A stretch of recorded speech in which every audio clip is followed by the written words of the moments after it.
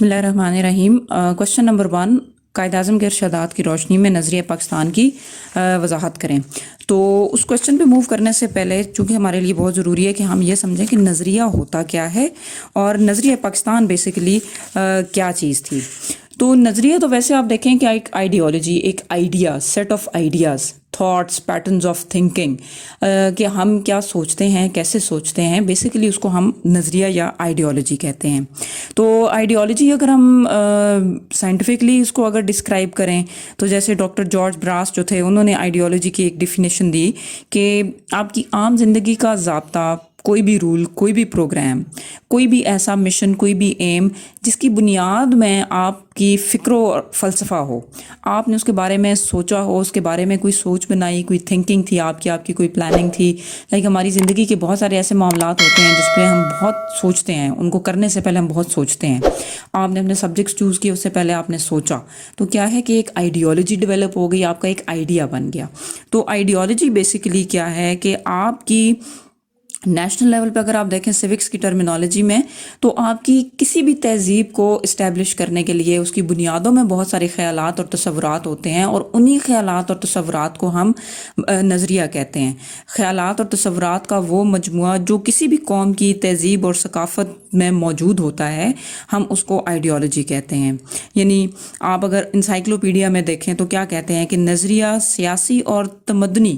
سیاسی اور معاشرتی یعنی اصولوں کا مجموعہ ہے جس پر کسی قوم یا تہذیب کی بنیادیں استوار ہوتی ہیں، اور یہ کسی قوم یا ثقافت کے فطری نشو و نما کے عمل میں مدغم بھی ہو سکتی ہیں۔ نیچرل پروسیس ہوتا ہے آپ کی کسی بھی قوم کی ثقافت کا، جب وہ فلرش کرتی ہے تو آپ کی اس نیچرل پروسیس کے اندر بھی کچھ ایسے اصول پیوست ہوتے ہیں، کچھ ایسے اصول موجود ہوتے ہیں کہ جو آٹومیٹکلی اس میں شامل ہو جاتے ہیں۔ وہ اصول بھی آئیڈیالوجی ہی ہوتے ہیں، آئیڈیالوجی یا نظریہ ہی کہلاتے ہیں۔ اور آپ کوئی بھی ایک ایسا پروگرام، کوئی بھی ایک ایسا لائحہ عمل جس کی بنیاد فکر اور فلسفہ پر ہے، فکر، سوچ، فلسفی، آپ کے آئیڈیاز، جس کے بارے میں آپ نے سوچا، آپ نے کوئی آئیڈیا ڈیولپ کیا، کوئی بھی ایسا پروگرام، وہ کیا کہلاتا ہے؟ وہ نظریہ کہلاتا ہے۔ آپ کی زندگی کے مختلف پہلوؤں میں ایسے نظریات شامل ہوتے ہیں۔ آپ کی سیاست میں بہت سارے نظریات، آپ کے معاشرتی مسائل کے لیے بہت سارے ایسے نظریات ہوتے ہیں، آپ کے تہذیبی مسائل جب ہوتے ہیں اس کے پیچھے بہت سارے نظریات کار فرما ہوتے ہیں۔ یعنی ان تمام ہمارے سیکٹرز، ان تمام فیلڈز کے اندر ہمیشہ ایک نہ ایک آئیڈیالوجی موجود ہوتی ہے۔ ہماری اپنی لائف میں بہت سارے سیکٹرز میں آئیڈیالوجیز ہوتی ہیں، سیٹ آف آئیڈیاز ہوتے ہیں۔ تو بیسیکلی یہ کیا ہے کہ ایک چھوٹا سا انٹروڈکشن ہے جو کہ آئیڈیالوجی کا ہے۔ آپ کو اس پورے چیپٹر کو سمجھنے سے پہلے یہ سمجھنا آپ کے لیے بہت ضروری ہے کہ آئیڈیالوجی یا نظریہ کیا ہے، کیونکہ پوری ہماری ہسٹری نظریہ پاکستان پہ بیسڈ ہے۔ تو جب تک آپ کو نظریہ کا مفہوم سمجھ نہیں آئے گا، آپ کو نظریہ پاکستان سمجھ نہیں آئے گا۔ تو اٹ از موسٹ ارجنٹ کہ آپ پہلے نظریہ کی ڈیفینیشن کو کلیئر کر لیں۔ اچھا، نظریہ تک تو ہمارا اب تھوڑا سا کانسیپٹ آپ کا کلیئر ہو گیا کہ نظریہ کیا ہوتا ہے، بٹ چونکہ ہمارا تعلق اس چیپٹر میں مینلی نظریہ پاکستان کے ساتھ ہے، تو نظریہ پاکستان کے بارے میں تھوڑا سا نالج ہونا ہمارے لیے بہت ضروری ہے۔ بیسیکلی تو نظریہ پاکستان کو ڈسکس کرنے سے پہلے ہمیں تھوڑا سا ہسٹوریکل بیک گراؤنڈ میں جانا پڑے گا کہ ہم نے جیسے بچپن میں پڑھا اور پڑھتے چلے آئے کہ بر صغیر میں مسلمانوں نے ہزاروں سال تک حکومت کی، حکمران رہے، اور ہوا کیا کہ ان زمانوں میں مسلمانوں نے نہ صرف اسلامی عقائد کو بہت اچھی طرح اس کو لے کے چلے، لیکن باقی مذاہب کو بھی مذہبی آزادیاں پوری طریقے سے دی گئیں۔ عقیدہ کی آزادی، جو لبرٹی آف فیتھ تھی، وہ آلموسٹ ہر سیکٹ کو، ہر ریلیجن کو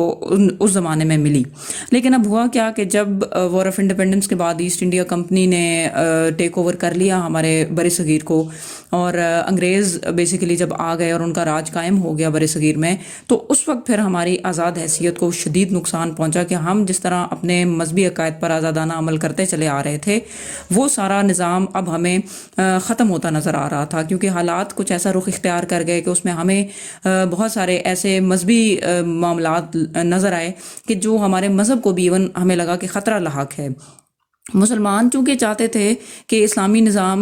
لایا جائے اور ایک اسلام کے اصول جو ہیں وہ انہیں رائج کیا جائے، لیکن ایسا نہیں ہو سکا، اور پھر الٹیمیٹلی جب نان مسلمز اپنی گورنمنٹ اسٹیبلش کی، ان کا رول آ گیا، تو پھر مسلمان جو تھے وہ چونکہ غلامی کی زندگی میں آ گئے، تو اس وقت ہمیں یہ لگا کہ اب ہمارا مذہب اور ہمارا اسلامی تشخص بہت خطرے میں پڑ گیا۔ لیکن آہستہ آہستہ جب بر صغیر سے انگریز کا اقتدار کمزور ہونا شروع ہوا، تو اس وقت جو ہے ہوا کیا کہ مسلمانوں کو یہ چیز صاف نظر آنا شروع ہو گئی کہ اب چونکہ انگریز کے جانے کے بعد اکثریت ہی نے رول کرنا ہے، تو میجورٹی جو تھی وہ ہندوز کی تھی، تو اس وقت مسلمانوں کو یہ صاف نظر آیا کہ اب آگے حکمران جو ہے وہ ہندو ہوں گے، اور مسلمان جو ہیں وہ عارضی غلامی تو ختم ہو گئی انگریزوں کی، لیکن اب کیا ہوگا کہ وہ ایک ہمیشہ کے لیے غلامی میں چلے جائیں گے، اور وہ دائمی غلامی ہوگی ہندوؤں کی۔ تو ایسے میں پھر ہمیں یہ لگا کہ ہمارے مذہبی عقائد اور مذہبی اصول ایسے ہیں کہ جن کو لے کے ہمیں چلنا ہے اور جن کو ہم نے بچانا ہے، ہمیں اپنے اسلامی تشخص کو برقرار رکھنا ہے، اور یہی وہ فلسفہ تھا جس نے ہمیں علیحدہ ملک حاصل کرنے پر آمادہ کیا۔ اس کو ہم نظریہ اسلام بھی کہتے ہیں، اس کو ہم نظریہ پاکستان بھی کہتے ہیں، اور آپ اس کو ایون نظریہ حیات بھی ہم کہہ سکتے ہیں کہ Pakistan ideology, Islamic ideology and ideology of life, ہم مسلمانوں کے لیے اور خاص کر پاکستانی مسلمانوں کے لیے they are all like same things. تو یہی وہ چیز تھی کہ ہم نے اس نظریے کے تحت ایک سوچ بنائی کہ اگر ہم اپنا علیحدہ ملک حاصل کریں گے تو وہاں پہ ہمیں پھر اپنے مذہبی عقائد کے مطابق زندگی گزارنے کی آزادی ہوگی۔ ادروائز ہمیں صاف نظر آ رہا تھا کہ اگر ہندوز کا رول اسٹیبلش ہو جاتا ہے تو even that will be worse than English rule. تو اس میں پھر ہمیں ایک نظریہ یہ ڈیولپ کیا ہم نے کہ ہم اپنے اسلامی اقدار کو بچانے کے لیے ایک علیحدہ مملکت حاصل کریں جہاں ہم اپنے مذہبی اصولوں کے مطابق اپنی زندگیاں گزار سکیں۔ تو پھر ہمارے پاس کیا ہے کہ بہت ساری لیڈرشپ سامنے آئی، جس میں سر سید احمد خان تھے، قائد اعظم محمد Ali Jinnah, Allama Muhammad Iqbal, other so many leaders. تو یہ سب وہ لوگ تھے کہ جنہوں نے اس نظریے کو پروموٹ کیا اور اس فلسفی کو آگے لے کے چلے اور کوششیں شروع کی، اور انہی کوششوں کے نتیجے میں پھر کیا ہوا کہ پاکستان الٹیمیٹلی وجود میں آ گیا۔ یہاں تک تو ہم نے نظریہ کیا ہوتا ہے، نظریہ پاکستان کیا ہے، نظریہ اسلام کیا ہے، تھوڑا سا ہمارا کانسیپٹ ڈیولپ ہو گیا۔ آگے ہمارا مین جو کویشچن ہے کہ قائد اعظم کے ارشادات کی روشنی میں نظریہ پاکستان کی وضاحت کریں، اس میں آپ کو دو چیزوں کا بہت دھیان رکھنا پڑے گا کہ ایک تو ڈیٹس آپ نے ایکوریٹ یاد کرنی ہے، یہ نہیں کہ ڈیٹس آگے پیچھے ہو جائیں، بیکاز آپ کا آبجیکٹیو پیپر مینلی انہی چیزوں میں آتا ہے کہ فلاں سن میں قائد اعظم نے کس جگہ خطاب کیا، کس تاریخ کو خطاب کیا، کس سن میں خطاب کیا۔ ایک تو یہ سن آپ نے بہت اچھی طریقے سے ذہن میں رکھنے ہیں، اور دوسرا کوٹیشنز چونکہ آپ نے دیکھا ہوگا انورٹڈ کاماز کے اندر ہیں۔ انورٹڈ کاماز کے اندر کوٹیشن کا مطلب ہوتا ہے کہ اس میں آپ الفاظ کا ہیر پھیر یا تبدیلی نہیں کر سکتے، you can not change a single word. ایسا کریں گے تو کیا ہوگا، آپ کے نمبر کٹ جائیں گے۔ شارٹ کویسچنز میں بھی انہی چیزوں پہ فوکس کیا گیا ہے، مینلی آپ کی پوری بک کے ایم سی کیوز اور شارٹ کویسچنز انہی چیزوں پہ ہیں، بکس اینڈ کوٹیشنز، ڈیٹس، یہ ساری چیزیں آپ کو ایز اٹ از یاد کرنی پڑیں گی۔ تو ان میں ایز سچ ان کوٹیشنز میں ہے کچھ نہیں، یہ وہ ہیں جو ہم بچپن سے پڑھتے چلے آ رہے ہیں کہ قائد اعظم نے کس طرح لاجیکلی دلائل کے ساتھ انٹرنیشنل کمیونٹی کو کیا، لوکل کمیونٹی کو کیا، کیسے کنونس کیا کہ پاکستان ہمارا جائز حق ہے۔ ہم کسی بھی طریقے سے، آپ تہذیبی طور پر دیکھیں، ثقافتی طور پر دیکھیں، تمدنی طور پر دیکھیں، ہمارے اندر سوشل، کلچرل، لنگوسٹکس، ریلیجیس اتنے ڈفرینسز تھے، اتنے ہماری ایکسٹریم ڈفرینسز تھے کہ اس بیس پہ ہم دو قوموں کا ایک سرزمین پر رہنا خطرے سے خالی نہیں تھا۔ تو قائد اعظم نے بڑے لاجیکلی جو ہے وہ ہندو مت اور اسلام کا کمپیریزن بھی کیا کہ یہ دونوں ایک ٹوٹل سیپریٹ سوشل سسٹمز ہیں، اور آپ اگر یہ سمجھتے ہیں کہ یہ دونوں قومیں مل کر رہیں گی، جو کہ ہندوؤں کا ایک آئیڈیا تھا، ان کا پلان تھا کہ مسلمان اور ہندو جو ہیں they should live together on the same homeland. تو یہ ایک بڑا ڈینجرس قائد اعظم کو لگا کہ ایک ایسا فنامنا ہے کہ جس نے مسلمانوں کے وجود کو بری طرح کچل دینا ہے۔ ان کی فار سائٹڈنس تو ظاہر ہے ایک بالکل میچ لیس تھی، تو انہوں نے یہ چیز پہلے بتا دی کہ بھئی کوئی سوشل، کسی قسم کا کوئی ریلیجیس، کسی قسم کا کوئی کلچرل ہمارا کامنالٹی نہیں ہے، کوئی ہمارے اندر ایسی مشترک چیز نہیں ہے کہ جس کی بیس پہ ہم یہ کلیم کریں کہ ہم اکٹھے رہ سکتے ہیں۔ تو انہوں نے کہا کہ ہم تو بالکل دو مختلف تہذیبیں ہیں، اور ہماری جو ہے وہ بنیاد جن حقیقتوں پر ہے وہ دونوں ایک دوسرے سے یکسر مختلف ہیں، ہو ہی نہیں سکتا کہ ہم علیحدہ رہ سکیں۔ اور پھر انہوں نے کئی پلیٹ فارمز پہ یہ بات کی کہ پاکستان کا جو مسئلہ ہے یہ ایک ایسا مسئلہ ہے کہ جو دو قوموں کے درمیان ہے، علیحدہ ملک کا مطالبہ یہ دو قوموں کا مطالبہ ہے، یہ ایک لوکل سرزمین کا معاملہ نہیں ہے۔ ہندو مت اور مسلمان یہ دو علیحدہ قومیں ہیں، تو اس میں کیا ہے کہ اس مسئلے کو انٹرنیشنل رولز کے اکارڈنگلی ہی ریزالو ہونا چاہیے۔ تو آپ نے بہت طریقوں سے قائل کرنے کی کوشش کی کہ مسلمان تو ایک ٹوٹلی انٹائرلی ایک ڈفرینٹ قوم ہیں، ان کی تو بیسیکلی جو اکٹھے ہونے کی، مشترک ہونے کی اور متحد ہونے کی وجہ ہے وہ کیا ہے؟ وہ قرآن مجید ہے، ٹھیک ہے نا، کہ وہ کیا ہے کہ آپ ایک ایسے رشتے، ایک ایسے چٹان کے ساتھ منسلک ہیں، ایک ایسا لنگر آپ نے پکڑ لیا ہے کہ جو خدا کی کتاب قرآن مجید ہے، تو آپ تو کسی طور پر ہندوؤں کے ساتھ رہ ہی نہیں سکتے۔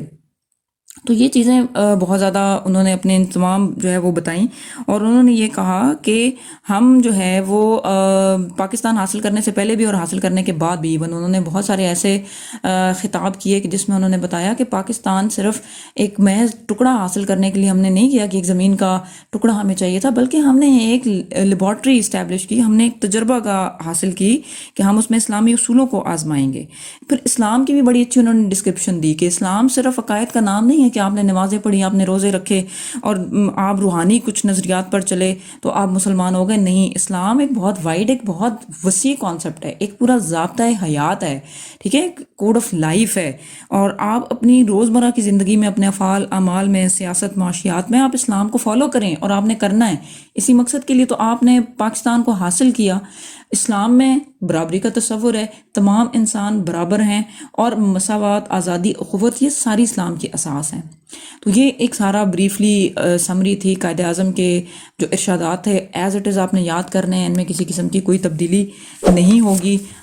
تو کل ان شاء اللہ تعالیٰ ہم جو ہے وہ سر سید احمد خان کی کیا کنٹریبیوشنز تھیں نظریہ پاکستان کے حوالے سے، تحریک پاکستان کے حوالے سے، تھوڑا سا ان چیزوں کو ڈسکس کریں گے۔ تو ان شاء اللہ تعالیٰ کل اب باقی کا لیسن جو ہے وہ اس کو اب آپ نے کل یاد کر کے مجھے آؤٹ پٹ ساتھ دے دینی ہے کہ آپ کو کہاں تک یاد ہوا، کیا اس میں پرابلمس تھے، کنفیوژنس تھے، وہ آپ گروپ میں وائس نوٹس کے ذریعے، ریٹن میسیجز کے ذریعے آپ لوگ پوچھ سکتے ہیں۔